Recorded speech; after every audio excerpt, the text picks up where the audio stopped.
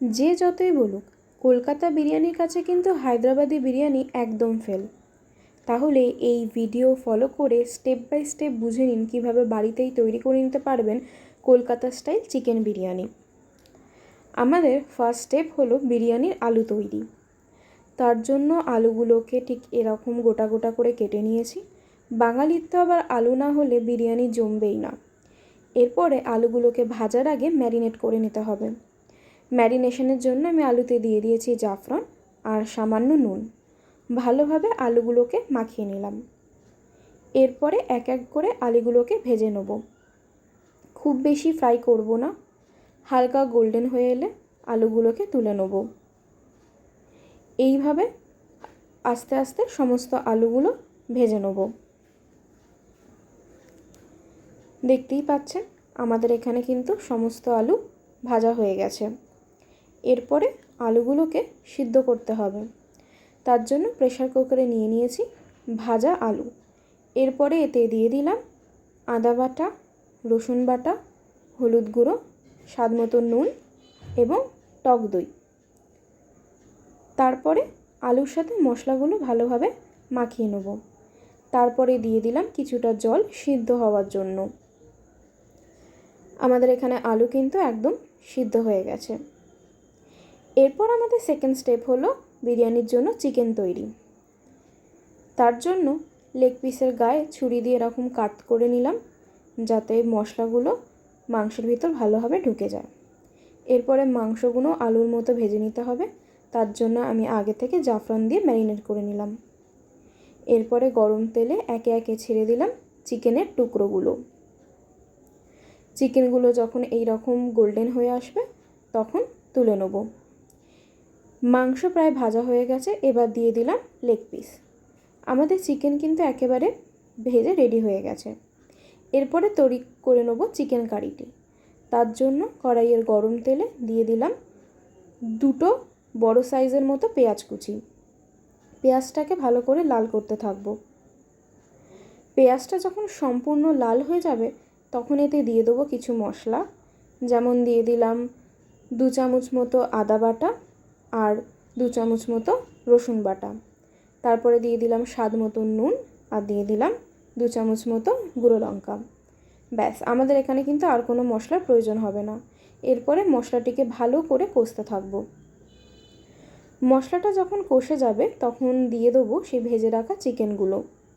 চিকেনের সাথে মশলাটাকে আবার ভালোভাবে নাড়তে থাকবো। এরপরে এতে দিয়ে দিলাম টক দই। ভালোভাবে চিকেনের সাথে নাড়তে থাকবো। আমাদের এখানে কিন্তু চিকেন কারি একদম রেডি হয়ে গেছে। সামান্য জল দিয়ে চিকেনটা আরেকটু সিদ্ধ হতে দেবো। এরপর আমাদের থার্ড স্টেপ আর ফাইনাল স্টেপ হলো বিরিয়ানির হাঁড়ি সাজানো। তার জন্য দেখতে পাচ্ছেন আমি এখানে বাসমতি চালগুলোকে কিছুক্ষণ ধুয়ে রেখে দিয়েছি জলে। এরপরে একটা হাঁড়িতে জল গরম করে দিয়ে দিলাম নুন এবং কয়েকটা গোটা গরম মশলা। তারপরে দিয়ে দিলাম সেই চালগুলো। আমাদের ভাত সিদ্ধ হয়ে গেছে, এবার বিরিয়ানি হাঁড়ি সাজাতে হবে। তার জন্য হাঁড়িতে আগে রিফাইন অয়েল ব্রাশ করে নিয়েছি। এরপরে দিয়ে দিলাম সিদ্ধ করে রাখা ভাতগুলো। তার ওপর দিয়ে ছড়িয়ে দিলাম বিরিয়ানি মশলা। তারপরে এর ওপরে দিয়ে দিলাম আলু সিদ্ধগুলো এবং এরপরেই দিয়ে দিলাম চিকেন কারিগুলো।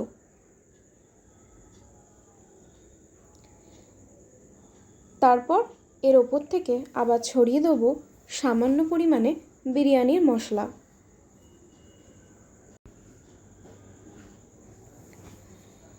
তারপরে এর ওপর আবার দিয়ে দেবো ভাতগুলো।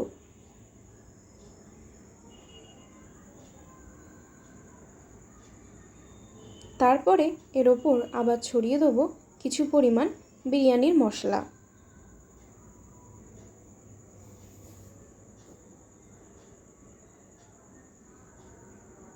এরপরে এতে দিয়ে দেবো 1.5 কাপ মতো রিফাইন্ড অয়েল।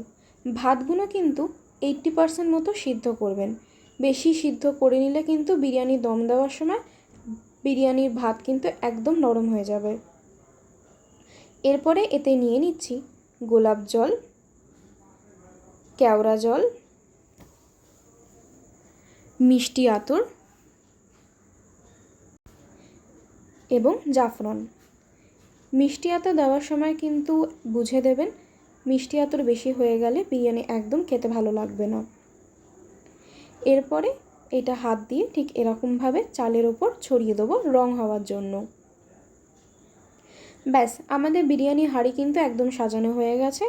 এরপরে কিন্তু বিরিয়ানি হাঁড়ি বসিয়ে দিতে হবে দম হওয়ার জন্য। যদি অনেক বেশি পরিমাণে বিরিয়ানি থাকে তাহলে 1 ঘন্টার মধ্যে দম হয়ে যাবে, আর যদি কম থাকে তাহলে আধ ঘন্টার মধ্যেই কিন্তু বিরিয়ানি একেবারেই রেডি হয়ে যাবে। তাহলে দেখতেই পাচ্ছেন আমাদের এখানে কিন্তু চিকেন বিরিয়ানি একদম রেডি হয়ে গেছে। তাহলে এই ভিডিও ফলো করে এবার আপনি বাড়িতেই খুবই সহজে তৈরি করে নিতে পারবেন কলকাতা স্টাইল চিকেন বিরিয়ানি। ধন্যবাদ। এরকম আরও ভিডিও পেতে ফলো করুন বং খাওয়া দাওয়া চ্যানেলকে।